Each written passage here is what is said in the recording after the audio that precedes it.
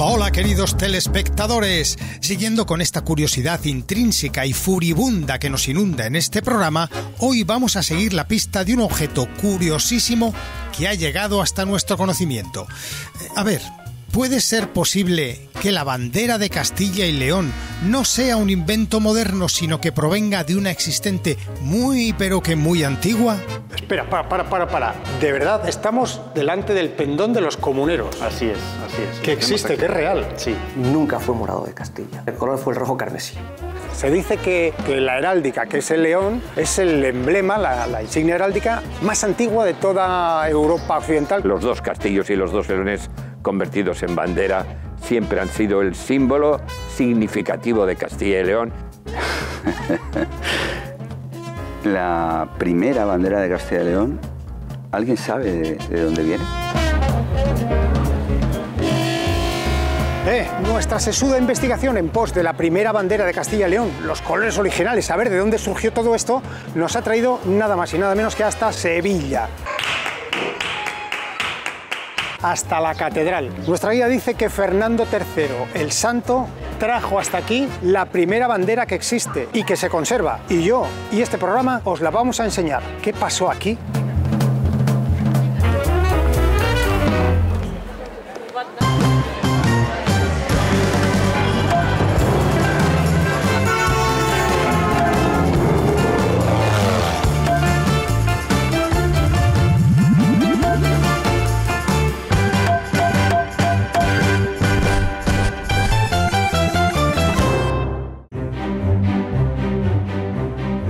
Las banderas tienen una larga historia que se remonta a la antigüedad más antigua. En su forma más básica, una bandera es simplemente un trozo de tela que se utiliza para identificar a un grupo, un lugar, una causa, un país, una región, un equipo de fútbol. Se cree que las banderas se originaron en la antigua China, donde se utilizaban como símbolos militares para identificar a los diferentes regimientos y comandantes en el campo de batalla. También se sabe que los antiguos egipcios utilizaban banderas con jeroglíficos de esos raros que ellos usaban para identificar a sus diferentes regimientos del ejército.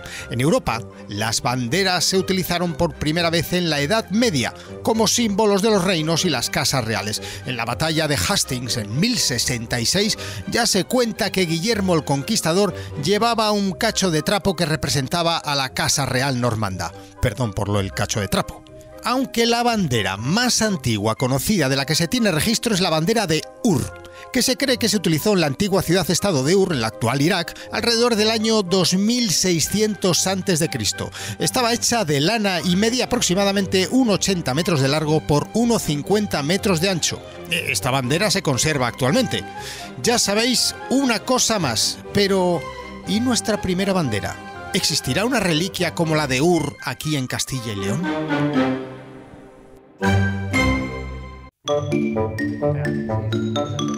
Necesitamos la ayuda de un profesor de historia para que nos eche una mano a recorrer un poco todo este camino, que es muy largo, sí, el de Castilla, muy complejo, sí. El de Castilla, el de León, ambos por separado, pero también el de Castilla y León, claro, conjuntos. Podemos decir que puede tener unos orígenes históricos, unas raíces medievales, como decía el profesor Julio Valdeón, pero ya hay que decir a la audiencia que no hagan una transposición literal de lo que vamos a decir aquí con lo que existe en la actualidad. Es decir, no juzguemos lo que vamos a contar con la idea administrativo-política que tenemos hoy. No hagamos como los políticos, como algunos políticos. En el programa de hoy estamos tratando de averiguar cuál fue la primera bandera de Castilla y León como tal. Y es que hemos encontrado una que es antiquísima. Nos tenemos que ir hasta el siglo XIII. No, tenía cuarteles, ya estaba cuartelada. Tenía cuarteles. Yo sé que sabes de qué hablo, de la bandera, el pendón. Ellos no le llaman bandera porque también hay unas historias. El pendón de Fernando III. No de San Fernando, que no es el mismo que el pendón de Sevilla, porque ahí se equivoca, ¿no? Que actuó en la conquista, podemos decir, de Sevilla, pero es muy interesante. Remite, evidentemente, lo habéis hilado fenomenal, porque remite ese símbolo del pendón de San Fernando, remite a lo que muchos consideran, yo también considero, la unión definitiva de las dos coronas, de los dos reinos de Castilla y de León, que es la época de Fernando III. Fernando III es, sin duda alguna, o al menos la historiografía lo conoce como tal, como el primer rey castellano y leonés. Realmente no es el primer rey castellano y leonés porque los hubo anteriormente, pero fue el primero que de manera ya continua aglutinó la propiedad de ambos reinos. Fernando III es hijo de doña Berenguela y don Alfonso IX de León. De 1217 a 1230 es solo rey de Castilla, y a partir de 1230, precisamente en Valladolid, en la Plaza Mayor de Valladolid, unen los dos reinos y se convierte en rey de Castilla y León, y desde 1230 ya no se vuelven a separar los dos reinos. A ver, que sí, que ya sé que acabamos de empezar, pero antes de seguir adelante con el origen de la bandera, tenemos que saber un poco de dónde salen los reinos originales de León y de Castilla. Así que vamos con un resumen rápido de reyes, reinas, disputas y herencias, que ríete tú de Juego de Tronos. Adelante, profesor. Pues a ver, yo creo que no se puede entender primero la configuración del reino de León y luego del reino de Castilla sin la época convulsa de lo que se han denominado reconquista. Para mí me parece que es un término abusivo, no fue tanto una reconquista, fue una conquista por parte de los reinos cristianos hacia la zona dominada por los musulmanes, pero sobre todo la repoblación. El reino Astur era muy poderoso, hay reyes importantes, hay un rey muy importante que es Alfonso III, y ya parece ser que ya entonces el reino Astur incorpora León, y León va creciendo a partir de la segunda mitad del siglo IX, va creciendo en importancia, en muchísima importancia, hasta el extremo de que García I es el que se encarga de llevar la capital del reino Astur, que estaba en Oviedo, a la ciudad de León. Claro, se suele tomar la fecha de 910, que es cuando un hijo de Alfonso III, García I, pasa la capital de Oviedo a León. Entonces, es una fecha totalmente arbitraria que hemos cogido los historiadores para marcar esa algo un poco diferencia. simbólico, ¿no? Sí. Todavía. Lo que pasa es que en el 910, pues sí, cambia León y ya va a quedar León como capital, pero los reyes siguen siendo los mismos, las instituciones, etcétera, siguen siendo los mismos. Lo único que eso, que aprovechamos esa fecha del 910 para decir, bueno, aquí acaba el reino de Asturias y empieza el reino de León. Pero vamos, que en la época ni se identifican como tales, ni decían antes éramos asturianos y ahora leoneses, ni nada parecido. Podemos decir que en ese momento el reino de León, que engloba toda esa parte, Galicia, Asturias, León, es el reino más importante de España. Sobre todo los reyes de Asturias aprovecharon por las murallas de León que venían de la época romana. Hay que acordarse que León, con la Legio VI y luego la Legio VII, era la capital militar de todo el Imperio Romano en la península ibérica. O sea, que se cambian un poco por interés, dijeron, ¿no? Esta ciudad está estupenda, claro, para defenderse, muy bien, ¿no? Equipada defensivamente por los romanos, y entonces los reyes de Asturias, o asturianos, vamos a llamarlos así, aunque no se llamaban ellos así a sí mismos, pues deciden ese cambio de capitalidad también porque está más cerca de la frontera, más céntrico, podríamos decir, respecto al territorio nuclear del reino, etc. Y el rey de León tenía vasallos, y uno de sus vasallos era el conde de Castilla, porque ¿qué era Castilla en ese momento? Un condado que estaba sujeto al rey de León, eran vasallos del rey de León. Lo que ocurre, sí que es verdad, que Fernán González consigue algo muy importante, y es lo que empieza a singularizar Castilla. Y es que además de ir tomando territorios condales, anejos, en esa parte oriental del reino Astur, consigue del rey de León que su título ya no lo designe el rey, sino que sea hereditario. Es casi un mini rey. En torno a la segunda mitad del siglo X, la monarquía leonesa ya empieza a perder un poquito de fuerza, de punch, porque aparece un personaje muy importante, que es el rey de Navarra, Sancho III de Navarra. Y este hombre es el que va a hacer que Castilla pase de condado a reino. Se va a casar con Munia Mayor, que era condesa en ese momento de Castilla, y a la muerte de Sancho va a dividir, como siempre hacían esos reyes, su territorio entre diversos hijos, y va a dejar a Fernando el territorio de Castilla ya con título regio. Claro, Castilla siempre estuvo dentro de León. Como reino, bueno, esto sería demasiado largo de explicar, pero como reino surge cuando Fernando I divide los territorios entre sus hijos, y a Sancho II, le da Castilla, y ya es cuando alcanza el rango de reino, ¿no? Y inmediatamente lo que va a hacer Fernando va a ser entablar una lucha con el rey de León. Y en la batalla de Tamarón, 1037, va a dar muerte a Bermudo III, que es el rey de León, y va a asumir la corona de León. Y podemos decir que es la primera unión de los reinos de León y de Castilla y de León, bajo la figura de Fernando I. En el año 1065, Fernando muere y hace, pues como hace muchos reyes también, divide su reino, ¿no? León se lo da a Alfonso, que va a ser Alfonso VI, y Castilla a Sancho. Hay una lucha entre ambos, al final Sancho muere, Alfonso se queda con las dos coronas y se produce otra etapa en la que siguen León y Castilla unidas, pero bajo la égida de los reyes leoneses. Pues al morir Alfonso VII lo que hace es dividir el reino. A Fernando, que será Fernando II de León, le da Galicia, Asturias, León, Zamora, Salamanca, toda esa zona, y a Sancho III, le da Castilla, ¿no? Que era Castilla la Vieja, Castilla la Nueva, la parte de Toledo, toda esa parte, ¿no? Hasta que llegamos al 1214-1215, cuando en Castilla hay un chico joven que es Enrique I de Castilla, muere rápidamente, y entonces le sucede el famoso Fernando III. Fernando III de Castilla tiene una madre que es Berenguela, la reina Berenguela. En ese momento, pues yo creo que se produce ahí un giro de los acontecimientos bastante inteligente por parte de Berenguela, aprovechando que en el Reino de León había muerto también el primogénito, estaban las infantas Sancha y Dulce, que eran las herederas de ese Reino de León, y entonces Berenguela consigue negociar con ellas, negociar también con la madre de Sancha y Dulce, Teresa de Portugal, para que ambas renuncien a la corona de León en favor de su hijo. A cambio de dinero, evidentemente, a favor de su hijo, de Fernando III. Y eso ocurre en el año 1230, y es en ese momento cuando vuelven a unirse las dos coronas, León y Castilla, y es el momento de la unión definitiva. Yo no creo que sea muy exacto insistir tanto en Castilla y León, porque realmente formaron una unidad durante más de 400 años. ¿Y sabes cuánto tiempo estuvieron separados en la totalidad de los 400 y además en 3 periodos? Pues solo 88 años.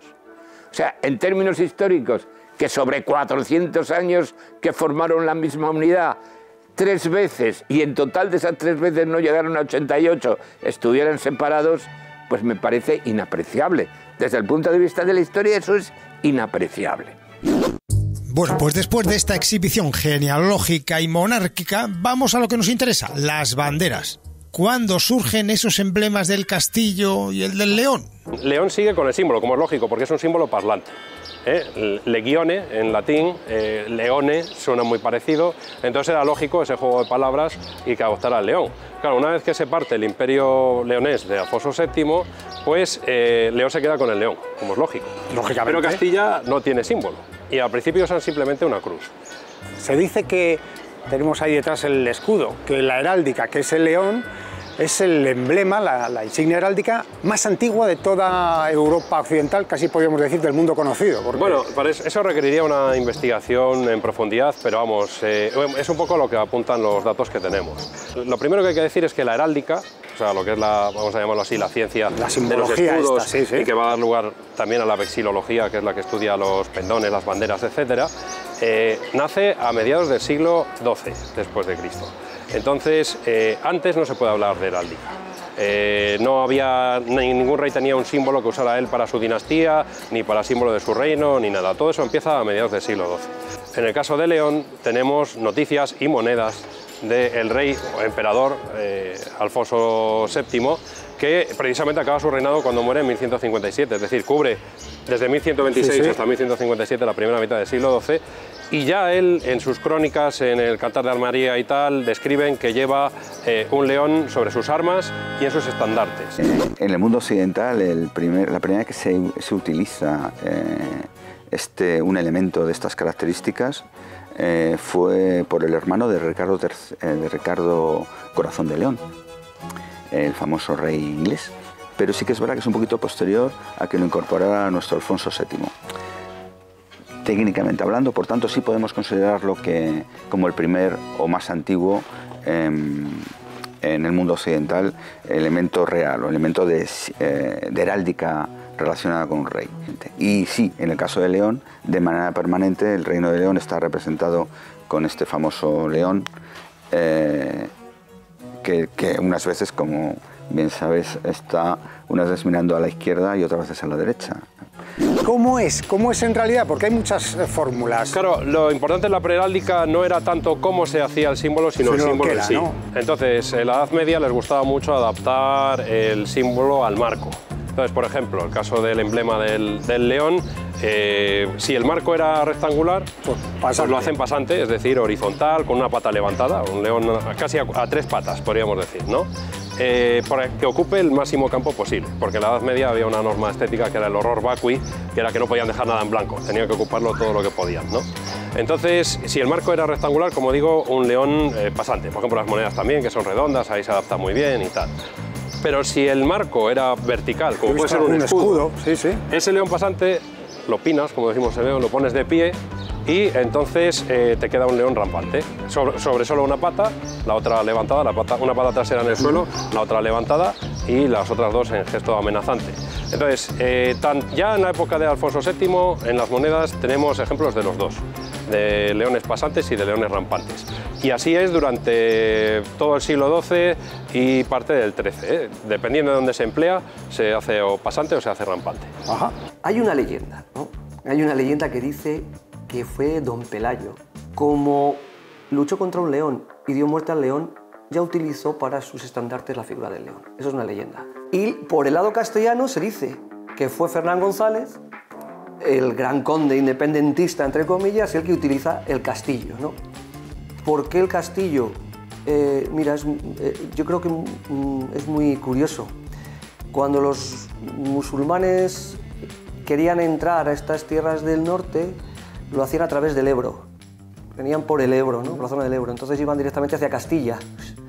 Y entonces a los castellanos, pues evidentemente para repelerles, poner en marcha las primeras fortificaciones, los primeros castillos, muy rudimentarios, pero son los castillos para repeler, ¿no? Y de ahí viene el castillo. Aunque es verdad que, y esto también los que saben de heráldica hablan de que tanto el león como el castillo simbolizan cosas diferentes. Si quieres te las leo. Sí, claro, hombre, me interesa mucho. Te las voy a leer. Dice que, de una manera, vamos a decir, muy simbólica, ¿no? El león simbolizaría la vigilancia, la autoridad, el dominio, la monarquía, la soberanía, la magnanimidad, la majestad y la bravura. El castillo, por su parte, representaría la grandeza y elevación, y así como el asilo y la protección. En heráldica. En heráldica, sí. Eso es lo que se dice, ¿no?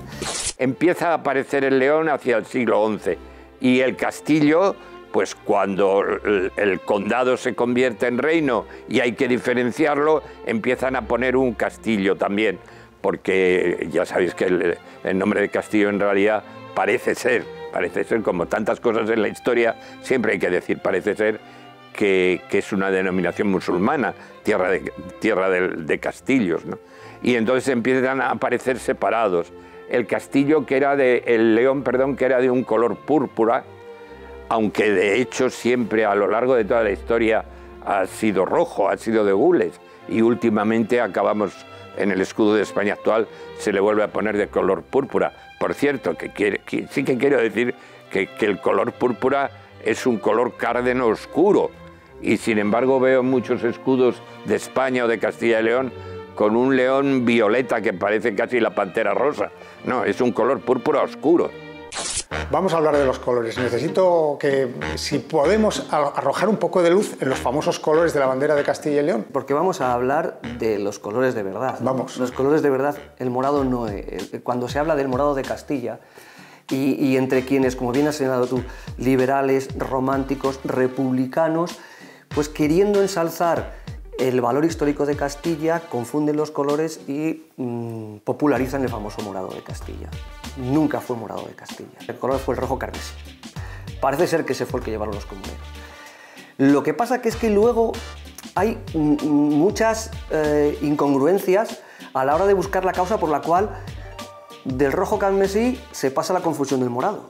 Yo he leído de todo. Yo, si quieres, te puedo contar las que considero quizás más acertadas, teorías más acertadas, ¿no? Por favor, claro, para eso estamos. La primera que dice, los comuneros iban con el pendón rojo carmesí, son derrotados, evidentemente, ese rojo carmesí se lo apropia la Casa de Austria, que tenía un color púrpura, o ese pendón de los comuneros se degrada con el tiempo y se convierte en morado. No parece ser. Eso no parece ser que sea así, no parece que sea así, ¿no? El primer conde de Castilla se hace enterrar en Covarrubias, envuelto en un manto rojo carmesí.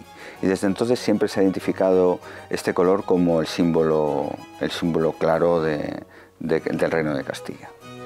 Cuando se rescata este símbolo para encabezar las tropas comuneras, pues este color, una de las teorías es que ha perdido el tono y ya no es rojo carmesí, sino que es violeta. No en vano, el color violeta está representado como color castellano en varios escudos, por ejemplo, como en el escudo de Valladolid. Y se supone que este cambio de tono, este cambio de color, viene dado a simplemente que el pendón o los pendones que estaban bien guardados, pues no habían podido conservar su tinte. ¿Cuál es una de las teorías que yo he leído que me parece que son más convincentes? Una de las teorías que yo considero más convincentes es que es verdad que el color de la Casa de Austria, y en este caso Carlos I, es un color púrpura y tal, pero según parece en el siglo XVII,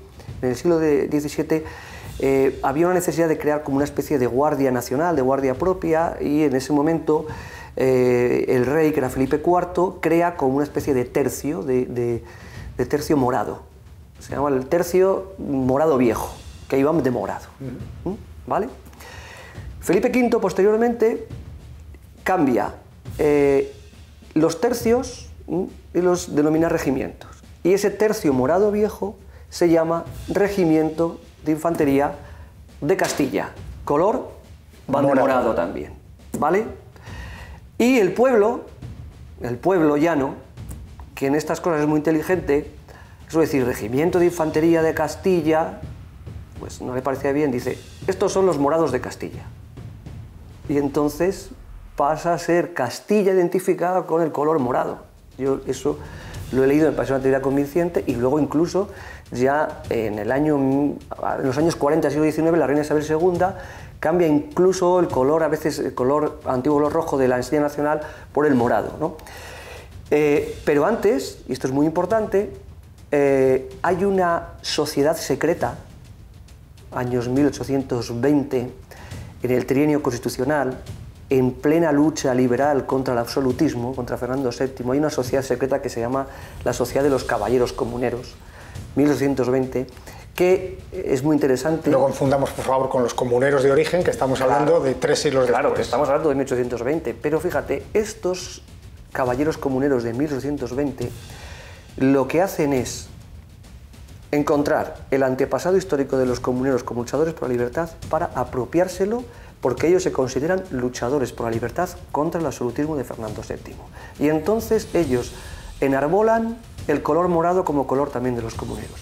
Y lo hace, por ejemplo, Juan Martín Díez en Empecinado, que también encuentra el color morado como el color, erróneamente, como el color de los comuneros. Historiadores, analistas históricos, que empiezan a bucear y empiezan a decir, bueno, pues ya que recuperamos toda la historia, recuperamos la verdad, y recuperamos el rojo carmesí. Y hablo de la alianza regional con Gonzalo Martínez Díez, hablo del Instituto Regional de Castilla y León con Julio Valdeón, y entonces se empieza a decir claramente que el color de Castilla era el rojo carmesí. El color de los comuneros, el color de la Castilla histórica era el rojo carmesí, no el morado.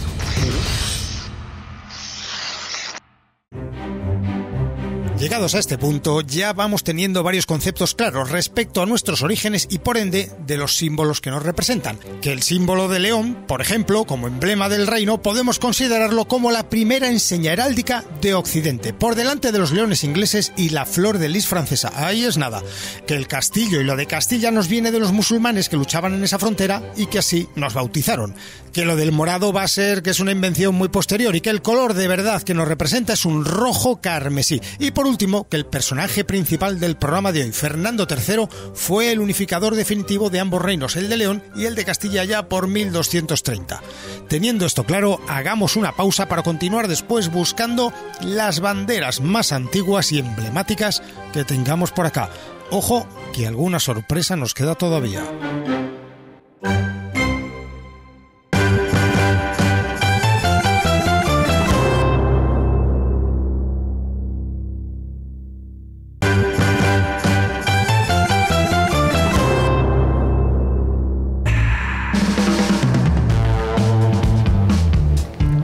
Catedral Vieja de Salamanca, hasta aquí nos hemos venido. Está llena de turistas, como veis, y nosotros lo que hemos venido es a buscar pistas, en busca de otra bandera que nos han dicho que hay por aquí, así que yo voy a fisgar.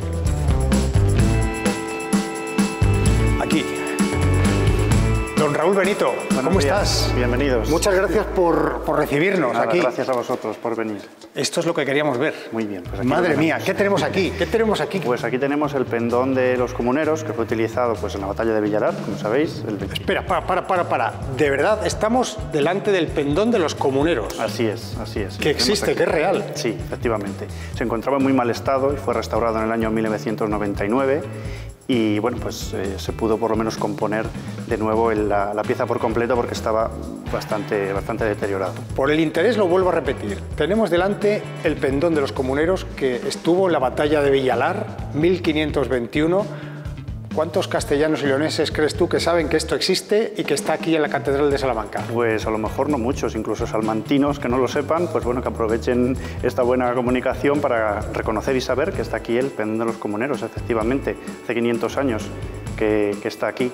En realidad, los comuneros de Castilla no tuvieron ni pendón, nunca hubo un pendón de las comunidades. Pero lo cierto es que por algún sitio se conserva algún pendón que debió haber perdido el color por el paso del tiempo y pareció más bien morado o muy oscuro. Y es una gran suerte, por cierto, que se haya podido conservar, puesto que durante un periodo de la historia se intentó lapidar todo aquel episodio histórico tan interesante. Los comuneros, déjame hacer un inciso, no querían independizarse de nada, ¿eh?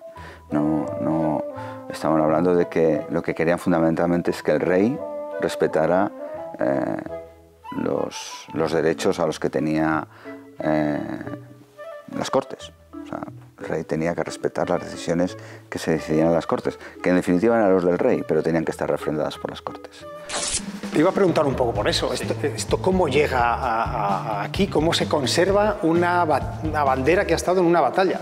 Sí, pues viene a dar aquí precisamente porque aquí está la sepultura de sus abuelos, de don Rodrigo y de su esposa, que fueron pues, los dueños de la Casa de las Conchas además, ¿no? Por tanto, pues son gente que están insertos perfectamente en la sociedad salmantina de aquel tiempo, ¿no?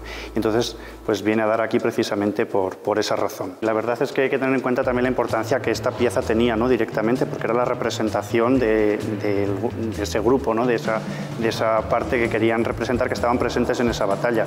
Vemos como los pendones, los estandartes, este tipo de elementos, así como si fuera una bandera, ¿no? Pues simbolizaban precisamente que estaban allí presentes. Y debido a esa relevancia que tenía, pues bueno, pues se recogió y se trajo aquí, ¿no? Tanto el pendón como el elemento donde estaría sujeto. Fíjate, nosotros buscando la primera bandera que se conoce de Castilla y León y resulta que nos hemos topado nada menos que con el pendón de los comuneros, el que llevó Maldonado en la malograda batalla de Villalar.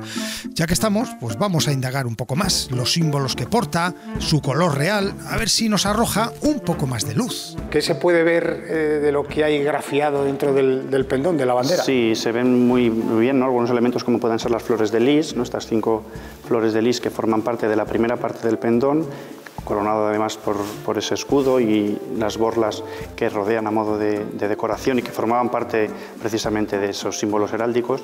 Y en la otra parte del escudo vemos de nuevo las flores de lis, en el otro cuartel las veneras, ¿no? Las conchas que simbolizaban a la familia a la que pertenecían, y todo alrededor esos otros campos que representan castillos y leones, ¿no? Esa representación también de los reinos de Castilla y de León. En los análisis que habéis hecho, en las reconstrucciones, en los tratamientos que habéis dado, ¿habéis encontrado algo que os haya llamado la atención, que digas, mira lo que hemos encontrado aquí? ¿Tiene algo de...? Bueno, sobre todo en la parte del flecado que lleva alrededor, que ya es posterior, es un adorno que le colocarían posteriormente probablemente porque no se encontraría en buen estado, pero por lo demás es algo que se conserva por completo desde su origen, ¿no? Ahí el color. Vamos al color, que es una cosa muy importante. Todo el mundo ha pensado y se ha relacionado. Los comuneros, morado. Color morado. Bueno, pues tenemos la prueba real de que de morado, nada. No, en este caso, vamos, no es que se haya cambiado ni nada, es el color original de la seda original, y además decía, y vuelvo a insistir en esa leyenda, ¿no?, que contaba que era de color rojo porque había venido envuelto el cuerpo de Francisco Maldonado y que su propia sangre había teñido el pendón, ¿no? Bueno, pues en este populismo tan fuerte que tienen las leyendas populares, y es lo que se cuenta, o sea que es rojo, vamos. Este rojo, que es un color rojo carmesí. Sí, eso es. Sí, no es un rojo vivo, carmesí, pero es un rojo granate, carmesí, sí. O sea que vamos ya descifrando cosas. Sí. El color era rojo puro, fuerte. El rojo que en heráldica se llama gules, porque el color púrpura no es un color heráldico. Por lo tanto, yo creo que siempre debiera ser rojo, y que lo del color morado pues es una distorsión producida por el paso del tiempo y también por el empeño de algunos en poner el color morado como color republicano, que no es verdad. Y sacan que el color morado representa a la República. Entonces me he ido al Boletín Oficial del Estado a ver cuando la Segunda República decide cambiar la bandera de España y añadirle una franja morada. Bueno, pues la gran sorpresa es que si lees el Boletín Oficial del Estado se dice que se añade la franja morada en representación de Castilla. Se pone la franja morada para que tenga presencia esa región que es nervio de la patria.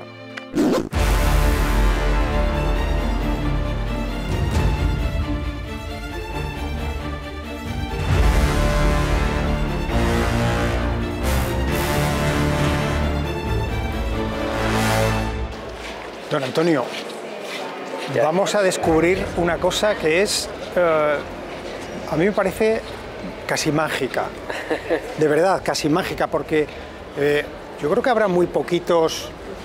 Bueno, vamos a desvelar, vamos a ver la primera bandera, o el origen de la bandera de España, pero la primera bandera de Castilla y León, de nuestra comunidad, que existe, que ha existido. Eso es algo como mágico, muy pocos símbolos habrá en la historia que se tenga el primero, que se conserve, ¿no? Es una pieza muy singular, claro, con una historia también muy singular. ¿Qué es esta que vemos aquí? Esa que vemos ahí. O algo parecido. O sea, esto es como un poco la restitución de lo que era antes de pues, todas estas intervenciones que ha tenido a lo largo de los siglos, ¿no? Esto sería la reconstrucción de aquel día de pendón siglo XIII con el que Fernando III se presenta aquí en Sevilla, y reconquista, ¿no? Pero es que tenemos el original. El original está aquí, después de muchas intervenciones a lo largo de los siglos. Pero bueno, sobre todo la parte del León y esta parte en 1247-48, cuando empieza el asedio de la ciudad almohade. Es un poco emocionante, lo digo de verdad. Sí. Ver el paño original, el lienzo original de aquella bandera. De aquella bandera, sí, aquel pendón que traía las tropas y que fue enarbolado, dicen las crónicas, en el Alcázar una vez que entra San Fernando. Otros autores hablan de que fue también puesto en el alminar de la mezquita, en lo que es hoy la Giralda. Fernando III o sus consejeros, sus cronistas, es los que inventan los 4 cuarteles, 2 castillos y 2 leones. Y eso él lo lleva a bandera, lo convierte en bandera. Y eso es realmente importante. En la Catedral de Sevilla se le llama pendón, pero no es pendón, es bandera, porque pendón y bandera no es lo mismo. Me parece que es el ejemplo claro de uno de los primeros símbolos que nos pueden unir y que muy pocos lugares de Europa y del mundo pueden presumir de tener un símbolo tan antiguo que nos represente o que nos haya representado.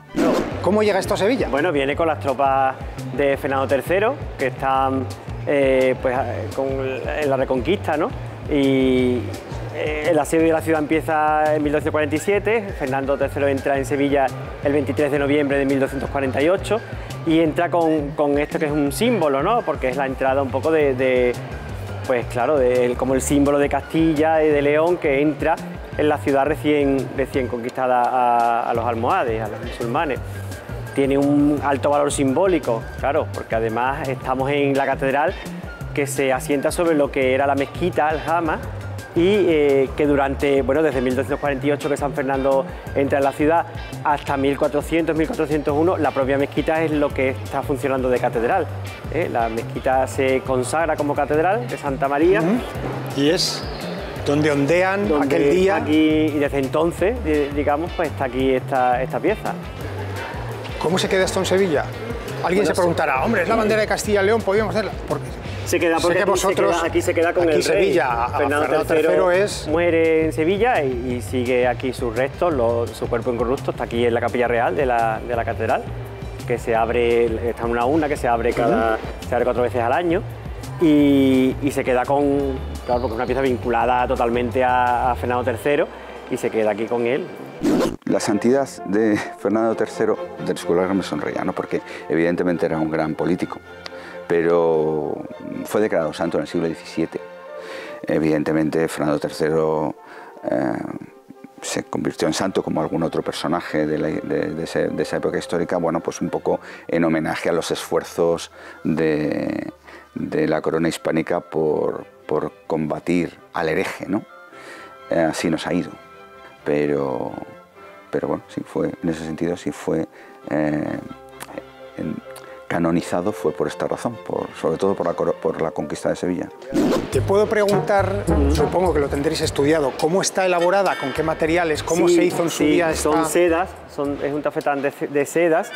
En el año 99 fue intervenido por el Instituto Andaluz de Patrimonio Histórico, hizo un buen estudio también y que permitía, pues eso, por la técnica y tal, la mayor parte se puede decir que es original, de aproximadamente eso, al finales de la primera mitad del siglo XIII, estamos hablando de eso, 1247, 1248, y bueno, sobresale el león, ¿no? Porque además tiene la pieza que está más completa, más completa, más elaborada también, podríamos decir, con esos diversos pues, hilos, ¿no? que dan un poco cuenta de los músculos, de la musculatura y también del pelaje del león e incluso el tratamiento de las garras, ¿no? Hemos estado viendo, o he leído yo en algún sitio, que estaba cosida con hilos de oro. Yo no me imagino, fíjate, el tamaño, si estuviera ese dorado ondeado, tenía que ser espectacular. Que no sé si es cierto. Es por aplicación de las piezas, no es bordado, quitando esas partes que tiene el león, sino que es como de aplicación de las partes que se van uniendo, formando los castillos y formando... Voy un poco a eso, porque a alguien le llamará la atención, bueno, está un poco rara. Claro, hay que decir que esto es un fragmento solo, lo que se conserva, un fragmento, se conserva, y que ha tenido reintervenciones a lo largo del tiempo.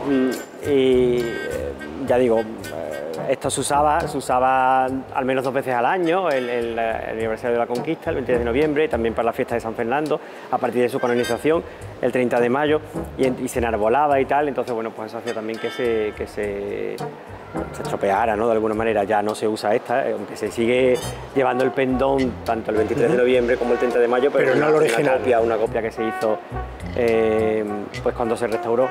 Antes, fíjate, cuando había 2 reinos, perdón, que se unen, pero esa unión no es definitiva, en la representación heráldica tenía que dejarse claro que seguían siendo 2 reinos unidos pero independientes. Por lo tanto, había en esa representación heráldica 2 partes diferentes.